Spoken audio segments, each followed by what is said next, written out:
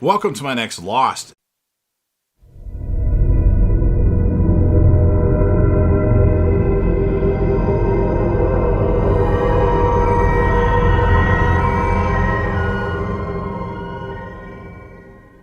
Season 5 episode review video. Before I get into that, though, pretty important. If you aren't caught up to the point where I am in rewatching or watching Lost, or you're just not entirely sure, then you definitely need to take the initiative and pay attention to the episode's title, which of course I'll mention as well as put in the description. If that happens to be the case, if you're not caught up, it would be my recommendation that you don't watch this detailed review any further to avoid any potential spoilers. And full disclosure, I've already seen the TV series Lost 3 other times. It's in my top 5 favorite TV series of all time. I love it. However, I'm not the only one that's currently watching Lost. The legendary Crazy Coffee Man, who you see in my comments section for Breaking Bad, Lucifer, Dexter, Dexter New Blood, Dexter Original Sin, and occasionally some physical media related videos, is actually watching Lost for the very first time. So, he's in for a real treat. So join us on the journey and let's discuss this awesome and amazing show in the comments section. However, I don't want to see any spoilers past this episode in this detailed review. So with all that said, this will be Lost, Season 5, Episode 13. The title of this episode is called Some Like It Hoth.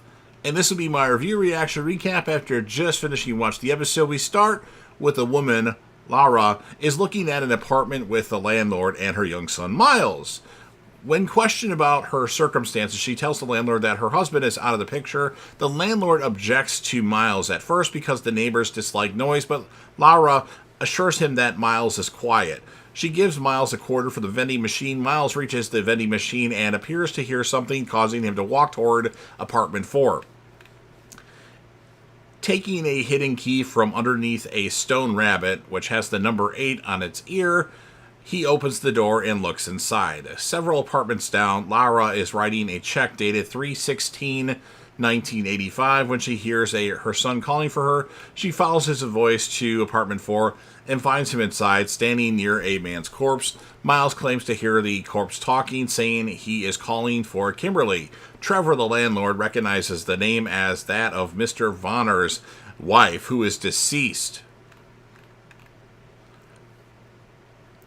Lara backs away, concern and astonishment wearing on her face. Miles cries out that he told her that he could hear them talking. Back to the island, Kate and Sawyer return from dropping off young Ben to Richard, and Sawyer contacts Miles at the security office to erase the surveillance tape. Kate is worried that Sawyer could get in trouble, but he's confident that he can smooth things over. Miles pops out the tape, but before he can erase it, Horace arrives with a package asking for LaFleur. For some reason I put after. Miles tells him that he's tried to contact LaFleur on the radio, but he's out of contact.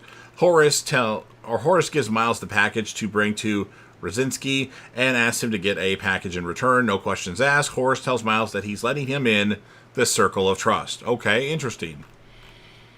Miles drives to the location Horace specified and delivers the package, which turns out to be a body bag. Brzezinski puts the body in it and tells him to transport it back to Horace. Miles, curious as to why a person would apparently fell in a ditch, had a head wound, unzips the body bag and uses his ability to find out what really happened. We have another flashback. Miles visits his mother, who is staying in an apartment with a caregiver. His mother is extremely sick, unfortunately. She's bedridden and is losing her hair. While his mother is happy to see him, she asks why he has come to visit her. Miles replies that he wants answers, mostly about his father. She replies that his father kicked them out when Miles was just a baby and forced them to leave. She tells Miles that his father has been dead for a very long time and his corpse is buried in a place he can never go. Back to the island, Horace, after a consultation with Pierre Chang, tells Miles to bring the body to the Orchid so it can be determined if the accident was caused by electromagnetism. Miles walks back to his van and to complete the assignment, but finds Hurley loading coolers filled with sandwiches for an Orchid construction team into the vehicle after Hurley insists they carpool. Roger discovers that Ben is missing from the hospital. Juliet lies about not knowing the reason for his disappearance. Miles and Hurley set off, only to have Hurley notice an unpleasant odor. Miles jokes that it is probably Hurley's special garlic mayo, but Hurley is concerned that his food might be contaminated. Hurley investigates Hurley investigates and discovers the body. Confronted, Miles tells Hurley what really happened to the body. Miles learns that the dead man, Alvarez, had a filling which ripped from his mouth and exited through his brain. To Miles' bewilderment, Hurley completely accepts the story, noting that he also talks with the dead and sometimes plays chess with them when he would play chess with Mr. Echo. Miles says that it isn't how it works, at which point Hurley responds that Miles admitted to his ability to talk to them as well.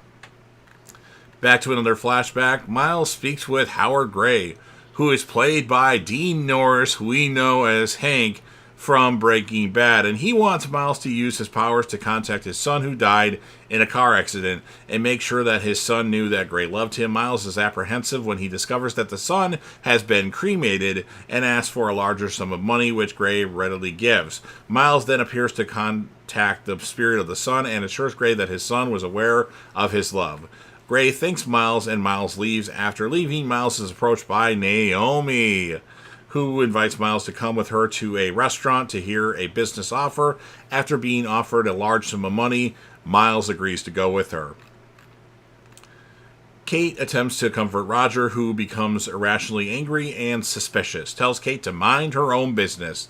Miles explains that he is able to get a feeling about who the deceased was and whatever they knew before they died. Pierre Chang isn't happy that Miles brought Hurley along and less happy that Hurley knew about the body. He threatens Hurley with the task of weighing polar bears on the Hydra Island if he talks, but Hurley is happy working in the kitchens and agrees to keep the secret. Hurley, offended about the attitude of Pierre Chang, calls him a douche. Miles confesses to Hurley that douche, Dr. Chang, is his father. Back to a flashback, Naomi takes Miles to the kitchen of a restaurant and shows him the body of Felix.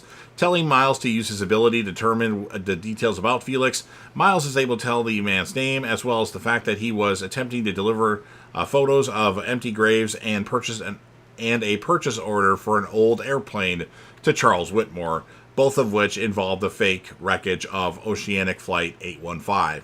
Miles leaves at first not interested and scared. Naomi offers Miles $1.6 million to come to the island, to which Miles agrees instantly by saying, "When do we leave?"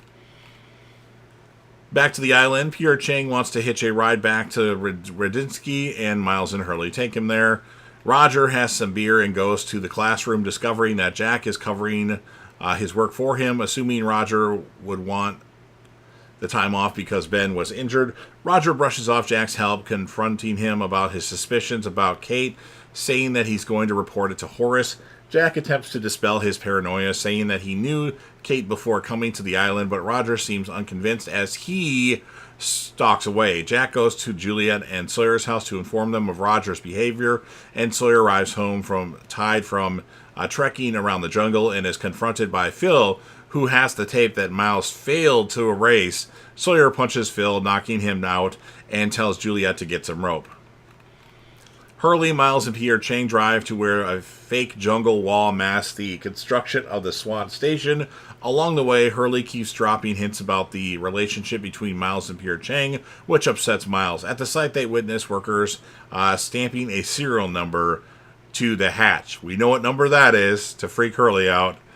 Back to our flashback, Miles orders a fish taco from a taco stand. As he walks down the street eating it, a van pulls up. Bram is in the passenger seat and greets Miles by name. When Miles responds by asking who Bram is, I should say, he is suddenly grabbed by several masked men and forced into the van. By the way, my nose is randomly itching here, so that's why I keep wiping it. Bram attempts to persuade Miles not to go to the island, determining he is not ready by Miles' inability to answer the question, what lies in the shadow of the statue? Bram offers Miles answers about his ability and his father, but Miles doesn't care. He instead wants $3.2 million, twice the amount offered to him by Naomi. 3.2 is also the same amount Miles tries to extort from Ben in the episode Eggtown, for those of you that are wondering. Bram refuses to pay and dumps Miles out of the van. Bram tells Miles he is playing for the wrong team. When asked by Miles what team Bram is on, he replies he's on the team that's going to win. Miles and Hurley get into another disagreement. Miles steals Hurley's notebook in which he has written the script for The Empire Strikes Back, with a couple of improvements. Hurley notes that it's 1977 and Star Wars was just released. He believes he's doing George Lucas a favor by writing the sequel. Jack then goes to Juliet and Sawyer's house to inform them of Roger's behavior. Sawyer arrives home around, actually, you know what? This part I've already read. And then we have Miles visits Howard Gray and returns him the money which he had been paid for. When asked why he's doing so, Miles reveals that he lied to Gray. He has been unable to make contact with Gray's son. Gray then asks Miles why he couldn't just have continued to lie, and Miles responds that it wouldn't have been fair to the son, to whom the father should have professed his love before the son's death, and then Miles leaves. Hurley also tells Miles about his own troubled relationship with his father and how he forgave him. He suggests Miles try to gain a relationship with his own, tell him all the things that caused the problems in Empire Strikes Back. Ewoks suck, dude. Miles sees his mother, father, and infant self through a window of their home. His father is lovingly holding the baby, sitting in an armchair and reading him a picture book, Me and My Polar Bear. After Pierre Chang receives a phone call interrupting their bonding time and gets up away from the chair, adult Miles tries to walk away before he is seen. Pierre Chang comes out donning a windbreaker and a generic Dharma logo and hailing his son with, "Miles, I need you," instructs him to take him to the dock to meet a group of scientists. Hastily hiding his emotional episode, Miles agrees. And then Miles drives Pierre Chang to the dock where the submarine has arrived with a team of scientists from Ann Arbor. Miles is surprised to find Daniel Faraday emerging from the sub with them, and that's what ends this episode of Lost. So, a pretty okay episode for Miles. I'll give it an 8.5 out of 10. Miles is going to be my character of the episode. Hurley is going to be the secondary character, and you've heard everything that I had to say. Now it's your turn. If you're a fan of Lost and you want to help me out with the YouTube algorithm, please make sure that you Hulk smash the like button, share the video with a friend, put this video on any one of your social media platforms. Don't forget to sound off and interact with me and the legendary Crazy Coffee Man about what your thoughts are on this episode of Lost. What would you rate it? Who would be your character or characters of the episode? And then last but certainly not least, don't forget to hit that sub button. You're watching the video anyway. Subscribe to the channel. Help me get over 100,000 subscribers as I set my goals pretty high. Join the team, show your damn support, and be a part of something special. And you never know what you're going to see on JDev TV.